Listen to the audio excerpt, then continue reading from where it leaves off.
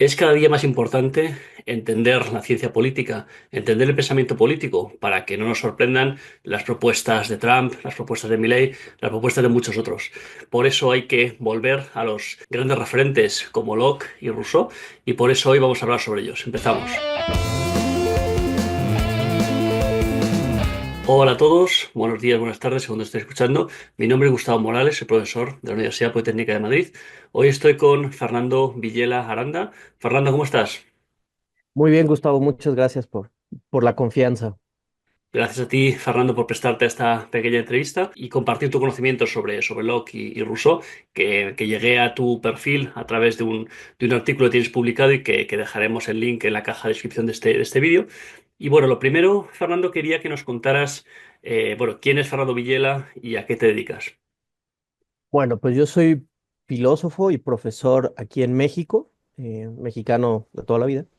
em, Egresado de la Facultad de Filosofía de la Universidad Panamericana, misma universidad donde me desempeño como profesor en el Colegio de Humanidades, dando la clase de Filosofía Social, y en otras dos facultades, en la Escuela de Gobierno, donde doy lógica, argumentación y algo que hemos llamado psicología del poder, donde vemos desde Aristóteles y Platón hasta Althusser y Chomsky, cómo a través de las ideologías, los políticos intentan o la política intenta moldear nuestro comportamiento.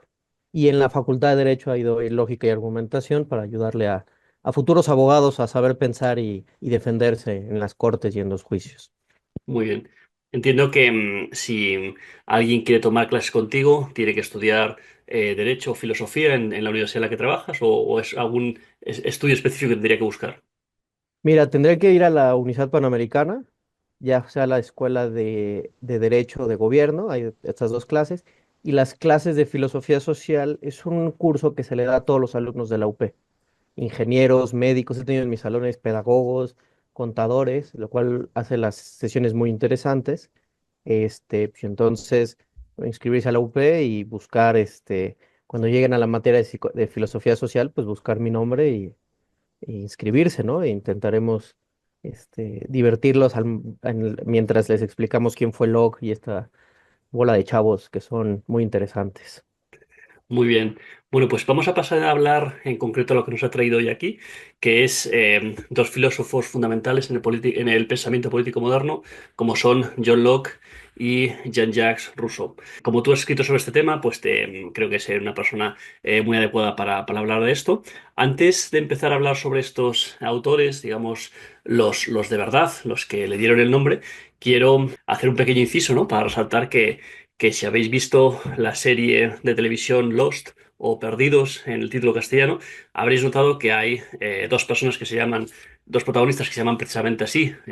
Locke, uno que se llama de hecho John Locke, es uno de los protagonistas, y otro se llama Rousseau, aunque en este caso es una mujer, se llama Daniel Rousseau. Bueno, tengo que decir que es un pequeño guiño, como otros que hay en la serie, que os invito también a buscar. Hay una vez que uno de los protagonistas está leyendo un libro de Ayn Rand, ¿no? Está leyendo el manantial de Ayn Rand ahí al lado en la playa, al lado del avión que se ha estrellado. Y bueno, tengo que decir que a pesar de que es un pequeño guiño a estos filósofos, pues no tienen ninguna relación el comportamiento de los protagonistas con lo que fueron realmente estos filósofos políticos de los que hablamos hoy, ¿no? Entonces, eso, bueno, me ha dejado con un poco de pena de no haber podido encontrar una relación más directa. También hay que decir que en esa misma serie hay uno que se llama David Hume, pero bueno, hoy no trataremos sobre él, lo dejaremos para más adelante. En primer lugar, entonces, Fernando, quería que nos contaras el contexto histórico y biográfico de nuestros dos protagonistas de hoy, John Locke y Jean-Jacques Rousseau. Mira, podemos hablar en general y luego en concreto. Estos dos son hombres de la modernidad y lo que eso para mí quiere decir es el hombre moderno, el hombre del Renacimiento y el hombre moderno ve su estructura intelectual caerse, ¿no? Desde la ciencia ellos tenían un modelo tolemaico, aristotélico y en eso llegan Copérnico, ¿no? Newton y tiran todo. Geográficamente, pues había tres continentes, Europa, Asia y África, y en eso aparecemos acá en América, ¿no? Y además hay hombres, entonces, ¿de dónde vienen? Eh, incluso la unidad religiosa de Europa se rompe con la Reforma, ¿sí me explico? Y entonces estos cambios, ¿no? A lo largo de estos siglos, del Renacimiento y principios de la modernidad, hace que la gente se cuestione todo. Y uno de los cuestionamientos es la política, es decir, ¿qué nos fundamenta como crear una sociedad y crear gobiernos y por qué va a gobernar Juan o María? Y Locke y Rousseau están metidos en esta discusión a través de lo que se llama la teoría del contractualismo, ¿ok? Que podremos hablar más adelante, que quizás los personajes, hace mucho que no veo la serie, ¿no? Tendré que recordarla, pero em, vaya, pues quizás hay algo ahí de contractualismo, pues estamos en la isla, ¿no? Y hay que recrear la sociedad. Ahora, en el caso de Locke, es una historia muy particular y me gusta llamarlo en mis clases, es de esos filósofos que tienen vidas interesantes o vidas divertidas. Él se le cruzan dos grandes eventos en la vida, em, en su vida. Primero es las guerras del Parlamento contra la corona, en el cual su padre es parte de la caballería de las tropas parlamentarias.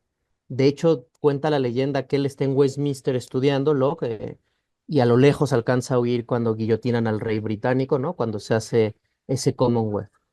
Y más adelante, cuando, bueno, ya los Cromwell, pues su proyecto fracasa y regresa a la corona, eh, Locke se ve inmiscuido en todos estos conflictos entre católicos y protestantes en la corona inglesa, ¿no? Recordemos que Inglaterra ha roto con Roma y pues hay una adversión hacia de unos a otros y otros hacia unos.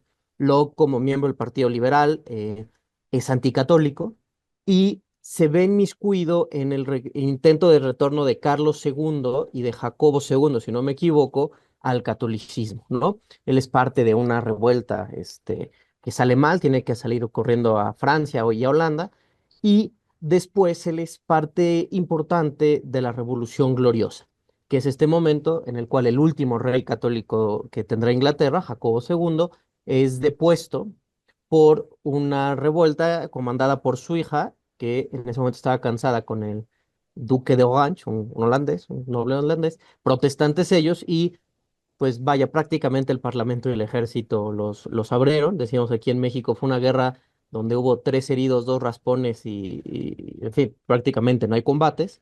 Una de las razones que se llama gloriosa es por eso, y lo que está ahí inmiscuido en este intento por traer a un rey protestante, que de hecho, pues desde entonces a la fecha, los monarcas británicos han sido protestantes.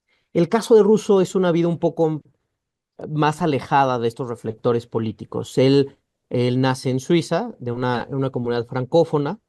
Él nace en una familia de hugonotes, los protestantes calvinistas franceses o de lengua francesa, y pues vive en esta Suiza austera, ¿no? Donde el lujo es mal visto, donde el calvinismo ha influido en su vida, y él en algún momento de su vida decide ir a París, porque París es la gran ciudad, ¿no? De esta época, y a diferencia de lo que a muchos les puede haber pasado, que queda impactado por el lujo, la opulencia, el oropel parisino, pues a él eso le choca, ¿no? Le genera repulsión, se dedica a ser ensayista, de hecho gana un ensayo en el cual más o menos el tema era las ventajas de nuestra época, ¿no? Las virtudes de casi casi de ser francés en este siglo, cosa que creo que los franceses podrán escribir incluso en el siglo XXI, ¿no? Las ventajas, ¿no? Y este cuate gana diciendo, no, nuestra sociedad es horrible, la vanidad, el oropel, y se dedica a ser intelectual, ensayista, escritor, tiene distintas obras que van, y luego pues él va viviendo entre París y Suiza, ¿no? Entonces más o menos su vida. Él no está inmiscuido en cuestiones políticas como tal, aunque su pensamiento pues será clave para la Revolución Francesa. Y pasemos ahora a lo esencial, Fernando. Locke y Rousseau fueron claves en la construcción del pensamiento político moderno, pero tienen diferencias muy importantes en su manera de enfrentarse a la política. ¿Cómo entienden cada uno, por ejemplo, por empezar por algo en concreto, el contrato social? Me es una gran pregunta, porque ambos creen en el contrato social, ambos creen en esta idea de que previo a la formación de estados, uno vive en lo que se llama estado de naturaleza, ¿no? Este ambiente donde el ser humano es absolutamente libre, em, pero que se da cuenta de que hay riesgos a esa libertad. Y entonces uno funda un contrato social, pues nos ponemos de acuerdo todos y ponemos un contrato y decimos, bueno, pues vamos a ceder parte de nuestra libertad para, para crear un Estado que nos proteja. Eso, digamos que si los pusentáramos, estarían de acuerdo. A partir de ahí, prácticamente pocas cosas en coincidencia tendrían, ¿no? De entrada, para Locke, em, lo que es más fundamental, ¿no? Lo fundamental en el contrato social es la defensa de los derechos y las libertades, entendidas desde un modo, vamos a decir, negativo, ¿no? Es decir, que nadie me obstruya en mi actuar, em, lo que va a definir la función del Estado, del contrato social. Yo debo de crear un contrato social para que el Estado me proteja, ¿no? De que pues nadie llegue a robarme mi casa o ponga en riesgo mi vida y este tipo de detalles, ¿no? Y en ese sentido, uno entrega al Estado no toda su libertad, uno entrega al Estado ciertos grados de libertad, lo suficientes para que pues se pueda organizar la sociedad. Un buen ejemplo es las reglas de tránsito, ¿no? Es decir, yo para poder ejecutar mi libertad de moverme en mi ciudad para donde quiera, pues le cedo al Estado el que me diga por dónde sí y por dónde no. Y decir, oye, pues aquí te frenas, aquí solo va hacia el oeste, en fin. Sin embargo, no le doy toda mi libertad para que me diga, usted no puede salir los jueves, ¿no? O usted no podrá ir a esta reunión política o religiosa o deportiva. Esa sería más o menos la intención de Locke, porque Locke está muy preocupado de que el Estado también es una fuente de opresión, ¿no? También el Estado puede oprimir. Entonces, un poco lo que dice Locke es, vamos a darle libertad lo suficiente para que funcione, pero no tanta como que nos oprima. En cambio, para Rousseau, la preocupación, podríamos decir que tiene dos preocupaciones. Primero es la preocupación de la igualdad, es decir, cuando Locke pone igualdad y libertad, va a poner la libertad por encima. Rousseau va a poner la igualdad por arriba. Decir, oiga, lo importante aquí es que estas diferencias sociales no sean abrumadoras, ¿no? Entonces, parte del trabajo del Estado es regular estas diferencias. Algunos lo intentan, yo creo que es fallido llamar a Rousseau un socialista, pero sí sería un protosocialista, ¿no? Es decir, un persona un poco más interesada en el tema de la igualdad. Y por otro lado, la noción que tiene Rousseau de la libertad es, hoy lo podemos llamar más conservadora, es decir, mientras que para Locke la libertad es que alguien externo no me oprima, ¿no? Y no me niegue, pues quiero leer lo que sea que hoy Trump no quiere que leamos, ¿no? O leer y usted se friega. Para Rousseau es más bien no ser esclavo de nuestras pasiones, ¿no? Un poco lo que Rousseau ve en esta Francia tan elegante, ¿no? Pues es que la vanidad te esclaviza, ¿no? Los vicios te esclavizan, esta vida de opulencia, pues te esclaviza. Entonces, para lo que Rousseau, lo importante es, oiga, pues vamos a combatir estas cosas que nos hacen menos libres, ¿no? Esos serían así como en grandes rasgos las diferencias y a partir de ahí, bueno, se vienen un montón. Mm. Y bueno, aquí como sabes, en este canal lo que intentamos hacer en el proyecto Value for All es avanzar o permitir que el conocimiento que permite avanzar la sociedad hacia un conjunto de personas libres y responsables. Y nos interesa mucho, por lo tanto, el concepto de libertad y las distintas visiones que pensadores han tenido en la libertad. Ya nos has adelantado algo sobre la visión positiva y negativa de la libertad de ambos autores, pero quería que incidieras un poco más en este concepto, Fernando.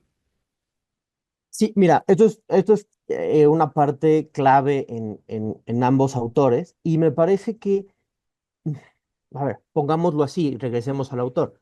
Locke es un defensor de el derecho a la revolución, ¿no? Él dirá, oiga, de hecho, si uno lee la Declaración de Independencia de Estados Unidos, es muy lockeana, ¿no? Es decir, el ser humano tiene una serie consideramos como evidente estas verdades, el ser humano tiene una serie de libertades y derechos y que el Estado funciona para defenderlos. Y que cuando el Estado fracasa, ¿no? Cuando el Estado no garantiza esto, o al revés, cuando el Estado oprime estas libertades, es que los pueblos tienen derecho a la revolución. De hecho, esa es la justificación para la Revolución Americana, ¿no? Para el levantamiento de las 13 colonias. Un poco es, pues, el Parlamento y el rey allá lejos en Londres o se han vuelto fuerzas opresoras, pues nosotros tenemos derecho a organizar. En el caso de Rousseau, esta no está tan claro, porque para Rousseau lo que uno tiene que hacer es subordinarse un poco más hacia el Estado, ¿no? Uno tiene que poner, vamos a decir, más confianza en su Estado, porque el Estado va a ser esta fuerza, que nos va a ayudar a dos cosas. Primero, a regular estos comportamientos desiguales o estos comportamientos eh, incorrectos, por llamarlos de algún modo. Hay que recordar, y esto lo podemos meter en la plática, pero Rousseau viene de la idea del buen salvaje, ¿no? De la virtud innata. Entonces, el Estado tiene que garantizar, fomentar este desarrollo de la virtud innata y, por otro lado, controlar estas desigualdades, ¿no? Eh, digamos que esta idea de la libertad con responsabilidad, ambos la van a tomar, ambos la entenderían porque ambos son hombres modernos que en el fondo creen que la acción del individuo es lo que mueve la historia, o lo que mueve en este caso la política y la economía. ¿Sí me explico? Solo que para uno, digamos que uno te dirá, pues mire, en esa acción, pues tengo un estado que más o menos le vaya diciendo, pues es que ser tan delicado no es lo correcto, ¿no? ¿Les dirías de alguna manera que quizás Locke era más partidario de un Estado más pequeño, más limitado, menos intervencionista, y que de alguna forma Rousseau sí sería partidario de un Estado más presente en la vida de las personas? ¿Crees que podría hacer una Totalmente. relación al tiempo actual, algo así? Totalmente. Hay que tener cuidado, ¿no? Con esa afirmación, sobre todo, pues, como tú los mencionabas hace rato, nuestros malos amigos Milley y Trump, ¿no? Que creen que un estado mínimo es que te dejen hacer casi casi lo que quieras, ¿no? Ninguno de ellos, ni Locke ni Rousseau estarían de acuerdo con ambos políticos actuales, pero sí, digamos que Locke, lo vamos a entender así, Locke es más de la libertad negativa, ¿no? Es decir, que nadie me evite hacer cosas, ¿no?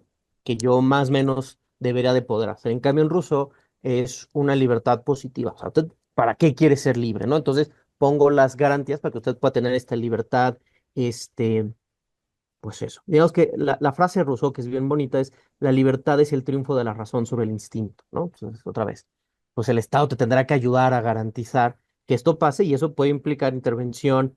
Ahorita en México tenemos una discusión, si deben estar o no permitidos los narcocorridos, ¿no? Historias, canciones que alaben la actuación de estos hombres que se dedican al crimen organizado, ¿no? Rousseau dirá claramente que no, ¿no? Porque es en ese momento esas canciones es el instinto dominando a la razón. Y en cuanto a la naturaleza humana, nos has comentado también, ¿no?, que ambos parten de una idea de un estado de naturaleza que es previo a que la sociedad se organice, pero que no son exactamente tampoco iguales sus visiones a esa traslación, ¿no?, del estado de naturaleza a la organización. ¿En qué se diferencian? Mira, son, otra vez, son hombres modernos que creen que la acción humana mueve la historia. A partir de ahí, todas las diferencias. Digamos que lo más fácil es entender que para Locke, el conocimiento viene de una tabula rasa. Un poco uno llega, nace, ¿no? Y su mente está en blanco. Y uno va llenando de contenidos esa tábula, ¿no? Es decir, digamos que es una posición más neutral, ¿no? Entonces usted, pues, actúe, conozca y va llenando. Para Rousseau al revés. Rousseau es famoso por la creación de la idea del buen salvaje. Rousseau empieza su obra diciendo: el hombre nace libre, pero lo amarran por todos lados la sociedad, ¿no? El hombre nace bueno por naturaleza y en esa bondad la sociedad es la que nos va corrompiendo. Y esa diferencia es radical, porque a partir de ahí lo que va haciendo Rousseau y lo que van haciendo Locke es desarrollando sistemas políticos que llamaremos liberales, ¿no? Llamaremos de repúblicas liberales, pero que se van distanciando y diferencias que podemos ver hoy. En Locke hay una desconfianza, no llega al grado de Hobbes, que desconfía de todos. A Hobbes le faltó que alguien lo abrazara de niño, ¿no? Pero sí hay una desconfianza en Locke de tu vecino, ¿no? Del Estado, del ejército. Entonces, un poco lo que dice Locke es: mire, sí creemos en la voluntad popular, pero pongamos instituciones que guíen esa voluntad popular, ¿no? Sí, no le vamos a preguntar a la gente todo. En cambio, en Rousseau, y esto es muy interesante, los seres humanos nacemos con una virtud innata. Y si nosotros dejamos que esta parte buena, ¿no? Esta bondad natural del ser humano se desarrolle, pues uno no necesitará estas, estas instituciones intermedias. Uno lo que tendrá es, pues vaya a preguntarle a la gente, porque la gente es buena, ¿no? Esto que llamamos el general will, ¿no? La voluntad general, ¿eh? La función del contrato social en Rousseau es crear un gobierno que puede implementar y seguir la voluntad general. ¿Bajo qué legitimidad o garantía? Pues mire, pues si nosotros no los corrompemos, pues es pura gente buena, ¿no? Y entonces la opinión de la gente buena será cosas que nos convengan a todos. En cambio, para lo que es, híjole, mire, yo no sé qué tan buena sea la gente, ¿no? Tampoco voy a caer en Hobbes, que cree que todos somos este, bueno, menos que Lucifer. Pues bueno, entonces para Locke es, pues son buenos, pero no siempre, o no siempre son malos, entonces creemos instituciones que garanticen la protección de las libertades y la propiedad. Y esto se puede ver en nuestro país, acá en México tuvimos hace poco una discusión, hace 6 años, con un aeropuerto, ¿no? Estaba el aeropuerto, el proyecto, o hay cambio de administración, y la nueva administración dijo, no nos parece, no creemos que sea el mejor, pero preguntémosle a la gente, ¿no? O sea, hagamos una consulta, en México tenemos la figura de la consulta, preguntémosle al mexicano qué quiere. Era una idea muy rusoniana, ¿no? Sí, claro, desde Locke te dirá, pues no, o sea, no le preguntes a Fernando, él es profesor en filosofía y política, no tiene idea de navegación, de ingeniería, de construcción. Una visión rusoniana dirá, no, no parece, la gente es buena, la gente sabe. Entonces preguntémosle a ellos. eh, qué fue lo que ocurrió y ese aeropuerto ya no se construyó. Muy bien, Fernando. Para terminar este bloque quería preguntarte por la visión que nuestros dos protagonistas tenían sobre la propiedad privada. Otra vez, partiendo de su visión humana, ¿no? Hay una diferencia radical acá. Para Locke, la propiedad privada precede al contrato social, ¿sí? Es uno de esos derechos naturales del ser humano. Todos tenemos derecho a la propiedad privada. Y el trabajo del Estado, del contrato social, es reconocer y defender esa propiedad privada. Eh, en cambio, para Rousseau, la propiedad privada es una creación del contrato social, una creación necesaria, ¿no? Diría, bueno, necesitamos que no reconocer, crear la propiedad privada porque eso da garantías, porque eso da grados de libertad, ¿no? Yo puedo tener esta plática porque tengo mi computadora, en fin, ¿no? Este tipo de detalles, pero no es un derecho natural o un derecho fundamental que haya que defender. Por lo tanto, el Estado puede poner límites a esa propiedad privada, ¿no? E incluso en algunos casos suspenderla en pro de, otra vez, este general will, ¿no? Esta voluntad general. Es una pregunta fundamental para la hora que hacemos economías. Hay dos ejemplos claros de este lado del mar. En Estados Unidos, una visión lockeana de la propiedad privada, ¿no? Y en más, los americanos lo toman de la papa de los textos de Locke. La propiedad privada en Locke se justifica en la transformación del mundo por el ser humano. Está el campo, no es de nadie, llego yo y lo trabajo, lo transformo, lo mejoro, esto es mío. Y en Estados Unidos, si usted es dueño de una parcela y en esa parcela aparece un fósil, un resto arqueológico fundamental en la historia de la humanidad, o petróleo, ¿no? Pues eso es de usted, ¿no? Usted decidirá. En cambio, México, después de de la Revolución Mexicana, de principios del siglo XX, la propiedad privada es una concesión del Estado. Y entonces los que tienen casa, los que tienen terreno, literal uno es dueño, así que de la orillita. Pero si se encontrase petróleo en tu casa, pues lo más probable es que te quiten y que ese petróleo pues es del Estado. ¿Sí me explico? Sí. Entonces, esas son diferencias y otra vez, eso permite que la construcción, por ejemplo, de la industria petroquímica, ¿no? En el caso de México, la industria petroquímica es prácticamente controlada por el Estado. El Estado tiene todas las funciones y, pues, y con eso financia parte de sus costos. En Estados Unidos, al revés, es, oiga, Gustavo, en su casa encontramos, quiere extraerlo y le voy, o no, yo quiero dejar ahí porque, mire, mi jardín está muy bonito. Bueno, pues un poco, hasta el infierno y hasta el cielo es tu propiedad. De hecho, es una discusión que en Estados Unidos se tuvo cuando salieron los primeros aviones, ¿no? Es decir, hasta dónde yo puedo decirle oiga, usted no puede volar, ¿no? Porque pues, mío es hasta el aire.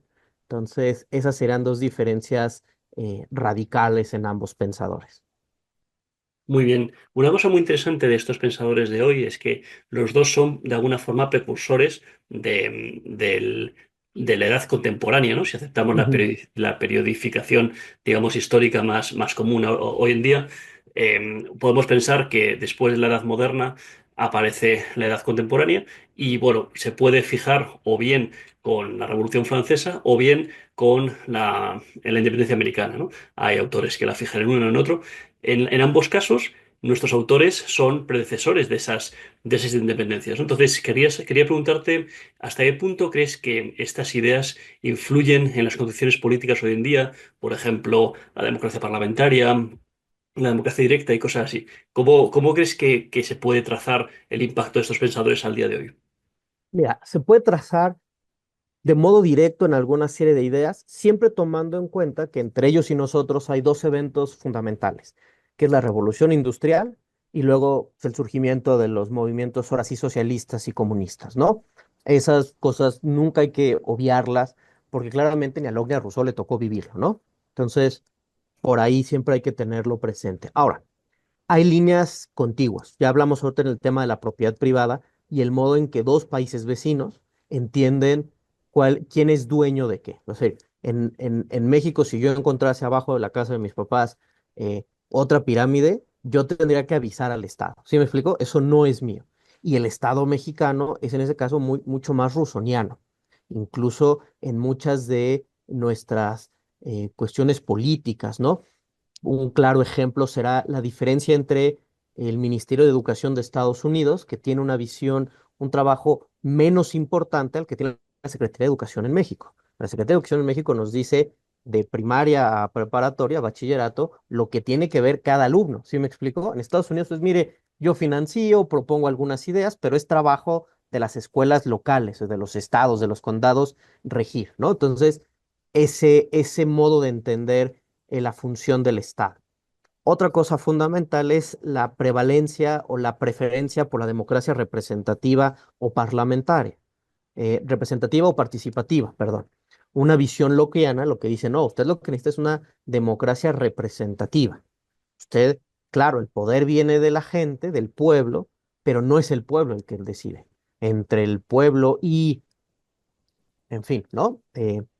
La toma de decisiones, hay instituciones, hay mecanismos que van guiando esa, esa decisión. Eso es muy norteamericano, eso es muy de Estados Unidos. Los founding fathers estadounidenses quedaron impactados por el terror francés. Entonces decían, no, yo no le puedo preguntar a la gente qué hacer, ¿no? Entonces, pues creamos instituciones y sistemas judiciales para ir guiando.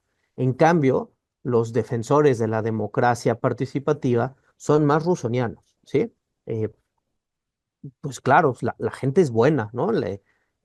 Otra vez, la idea del buen salvaje, incluso la idea de los niños, ¿no? El niño como ser bueno y puro, ¿no? Pues es muy rusoniana, ¿no? Y no sé si Rousseau, bueno, sabemos que Rousseau no cuida a sus hijos, ¿no? Eh, pero ahora, ¿no? Pues vamos a preguntarle a la gente, ¿no? En México otra vez tuvimos hace poco otra consulta de si tiene sospecha de actos de corrupción de expresidentes, pues salió la administración, no es una consulta si queremos que la fiscalía los persiga. Pues una visión loquiana dirá, no, espérate, es una decisión del fiscal, ¿sí me explicó? Para eso votamos por ese presidente, para eso votamos por esos diputados, para seleccionar a un fiscal que, ¿no? Decidiera. Mm. La visión rusoniana es, no, espérese, esto es una discusión que impacta políticamente a todo el país, eh, donde no solo puede haber los intereses de los representantes, sino de toda la nación. Y entonces preguntemos a la nación qué queremos, ¿no? Si los buscamos, si eso puede meter ciertas broncas de estabilidad política, o mire, dejemos el asunto, borrón y cuenta nueva y pasemos a otra época. Entonces esas diferencias son radicales, ¿no? La propiedad privada, eh, como representamos. Otra diferencia que luego no se alcanza a ver, ¿no? O que no es inmediata y hay que hurgarle un poco más, es dentro de los pensadores o movimientos políticos, llamémoslos liberales, ¿no? O sea, excluyamos a los populistas como Milei, los libertarios, a Trump, a Hugo Chávez, ¿no? O sea, quedémoslos con el centro político. Pues claro que hay diferencias a la hora que nos preguntemos, oiga, ¿y quién puede poner en riesgo nuestra libertad más? Si uno es lockeano, uno tendrá que decir que el Estado, ¿no? El Estado es la principal fuente de violación a mis libertades, ¿no? Y los que venimos, el caso de México es peculiar nuestra historia, pero los que vienen de una dictadura militar o una dictadura de Estado, dirán, no, pues claramente el Estado, ¿no? Le cuento, ¿no? Tiene tiempo. En cambio, una visión rusoniana dirá, pues mire, es más probable que las desigualdades económicas, ¿no? Los grandes potentados económicos, es decir, pues un monopolio, ¿no? Que puede eh, limitar las libertades de consumidores y de trabajadores, ¿no? Y de emprendedores, o la desigualdad. Entonces, si yo y el señor Slim, el hombre más rico de mi país, tenemos una bronca legal, lo más probable es que los abogados al que él tenga acceso, al que yo tenga acceso, genera una desigualdad mayúscula, ¿no? Y entonces ahí podemos decir, sería un poco arriesgado decir la socialdemocracia es heredera directa de Rousseau, pero claro que de ahí emanan varias de sus ideas, complementándola con muchos otros. Oiga, el liberal clásico o lo que hoy llaman algunos el neoliberal o el conservador, ¿no? Dependiendo del lugar donde usted viva, es lockeano, pues dirá lockeano junto con otros, ¿no? Otros pensadores, pero claramente allá. Y hay una última diferencia que a mí siempre me gusta y me gusta remarcar en mis alumnos, que es el tema de la educación. Ambos son pensadores muy preocupados por el tema de educación. Locke llegará a decir que se necesita una sociedad educada, unos ciudadanos educados para que el sistema funcione. O sea, no es ingenuo y decir, mire, soltémosle a cualquiera. Que luego esas ideas recogidas luego con Stuart Mill son justificaciones para el colonialismo europeo, ¿no? Sobre todo británico, sobre comunidades nativas en Norteamérica y en África y en Oceanía, ¿no? Pero, sí. Pero un poco digamos que la intuición primera es la correcta, ¿no? O sea, hay que educar a la gente para que el sistema funcione. Y Rousseau también, Rousseau, de hecho, es uno de los padres de la pedagogía. Sin embargo, hay una diferencia otra vez radical. Porque Locke, al momento que tiene la tábula rasa, pues, ¿qué hay que hacer con el niño? Pues edúquelo, ¿no? Y ¿qué hace su hijo viendo a los 6 años Paw Patrol? Póngalo a leer la Odisea, ¿no? Porque, claro, si el niño llega vacío, pues todos reconoceremos que con el valor que tenga literario Paw Patrol, pues la Odisea es mucho mayor, ¿no? En cambio, en Rousseau, la educación está centrada en el niño, ¿no? Porque otra vez, el niño es el bueno, ¿no? El buen salvaje, Mowgli, ¿no? Sí. Entonces, la educación basada en Rousseau es mucho más amena, mucho más, o lo llamaríamos humana, ¿no? Es esta educación basada en las necesidades del niño en el juego, un poco intentando mantener por lo más tiempo posible esta virtud innata. Si a mí me lo preguntan, yo sin ser pedagogo, pero ser pues, profesor universitario y luego ser padre de familia, pues mire, yo creo que en este sentido Rousseau es superior a Locke, ¿no? O sea, la educación basada en el niño, pues es mejor que a mis 5 años nunca he jugado, pero le puedo explicar el teorema de Pitágoras. Reconociendo que Pitágoras tiene su valor, no le haga eso a sus hijos, ¿no? Mm. Chiquitos, deje que llegue a secundaria y ya háganlo sufrir. Ya para terminar, Fernando, quería preguntarte hasta qué punto crees que estas ideas de estos pensadores se pueden proyectar a los arcos políticos actuales, ¿no? ¿Qué podemos pensar de las estrategias de Trump o de Milley o de Meloni o de otros políticos que conocemos? ¿Cómo les impactan de alguna manera estos pensamientos de Locke y Rousseau? Yo creo que son fundamentales. O sea, creo que hay que entender que estamos pasando por una etapa de desprestigio del modelo democrático liberal, ¿no? Entendiendo el más amplio esto, tenemos Trumps en México, la administración del partido Morena, primero López Obrador y ahora la doctora Sheinbaum, Meloni, podemos poner a Urban de Hungría, ¿no? De Hungría, ¿no? Mm. Eh, y los que faltan, ¿no? Porque uno dirá, Costa Rica no tiene, bueno, pero si ya brincó en El Salvador, uno no falta, ¿no? Y nuestro mundo hispano, al menos hispanoamericano, ¿no? Tan dado a luego confiar en estos señorotes, populistas. Y es fundamental regresar siempre a las bases, ¿no? Siempre regresar a estos dos caballeros, junto con muchos otros, que pusieron la base del Estado moderno, que sigue siendo el Estado que más libertades garantiza, ¿no? O sea, yo puedo decir, a mí me toca vivir como mexicano la transición democrática, la libertad que yo tengo hoy es mayor a la que tenía mi padre a mi edad y la que tenía mi abuelo, ¿no? Sí, con sus problemas y todo, pero estos modelos basados en estos pensadores son fundamentales. La desconfianza en aquel que diga que lo puede todo.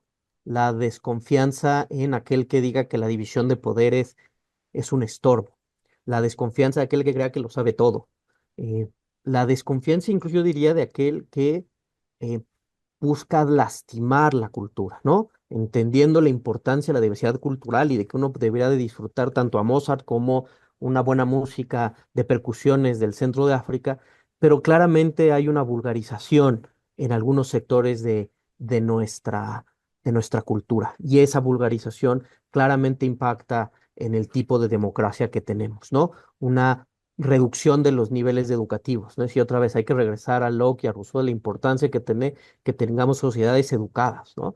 Ahora lo vivimos con la pandemia. Qué importante es que todos sepamos lo mínimo de biología, lo mínimo de qué es un virus y de que no hay acción médica que sea 100% confiable y que a pesar de eso vacunarse está bien, a pesar del riesgo, ¿sí me explico? Eh, de que no porque yo tome muchas ciruelas me voy a salvar del COVID, ¿no? Sí, eso es fundamental. Regresar a la importancia de las instituciones, ¿no? Hoy otra vez, eh, qué mejor que llegarse un gran hombre o una gran mujer a salvarnos, sí, pero mire, ahí hay un riesgo de que sus libertades fundamentales y de un ataque a la desigualdad, ¿no? O que la desigualdad se incremente y usted quede desamparado. Y quizás por último, siento que parte de este mal momento que estamos viviendo en las democracias modernas, ¿no? Y cada una con su historia, ¿no? Francia, el Reino Unido, Estados Unidos de toda la vida, países como los nuestros que tuvimos una dictadura en el siglo XX y que eh, pusimos una democracia después y hoy algunos sectores quieren regresar a lo que antes había. eh, Recordar el valor de ser libres, o sea, recordar el valor de la seguridad que tengo de que no importa que yo diga que el presidente o que el rey o que el general pues no se bañaron bien, o les apesta la boca, o son tontos, ¿no? O incluso insultarlos, saber que mi vida no depende de eso, ¿no? Saber que mi vida no depende de decirle que sí al hombre poderoso pues, todo el tiempo, ¿no? Y de que si hoy ganó un partido de izquierda, de derecha, de centro, existe la posibilidad de que el día de mañana pierdan y de hacerles rendir cuentas y de que el ejercicio político no es un ejercicio para los poderosos, porque el ejercicio político es para los pueblos, ¿no? Para los ciudadanos, ¿no? Para los individuos que formamos comunidades, que formamos pueblos, que formamos grupos étnicos y que nos organizamos en un estado para que nos defienda. Y la importancia que tiene el que hayan estos mecanismos para que esos errores o esos momentos en que el estado eh, falle, ¿no? Poder transformarlos. Yo creería que el de la libertad, por ejemplo, la revolución, hoy en día, con el tipo de armas que tenemos hoy, pues no puede ser igual que en Locke, ¿no? O sea, no debería ser igual. Bueno, pero sí deberíamos tener estados que tengan esos mecanismos de corrección, ¿no? Oiga, esa ley no funciona, esa ley oprime, esa ley, bueno, pues ¿cómo? O ese funcionario público está promoviendo tales acciones o tales discursos, ¿cómo podemos hacer para corregir esos cambios, ¿no? La defensa de la libertad, hermano, ¿no? Y como hispanos lo entendemos muy bien, nos ha costado trabajo y no lo perdamos, incluso en El Salvador. O sea, yo como mexicano puedo entender la tragedia del salvadoreño con la delincuencia, ¿no?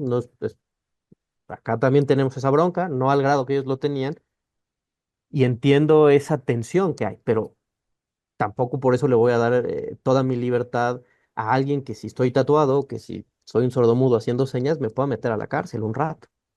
Mm, mm. Muy bien, Fernando. Pues muchas gracias por este tiempo que nos has dedicado y estar con nosotros hoy. Y nada, espero que podamos llamarte alguna otra vez para alguna otra cosa, ¿vale? Lo que necesiten, ha sido un placer y saludos a todo tu auditorio, a toda tu audiencia y pues estamos en contacto. Gracias, Fernando. Saludos, hasta luego.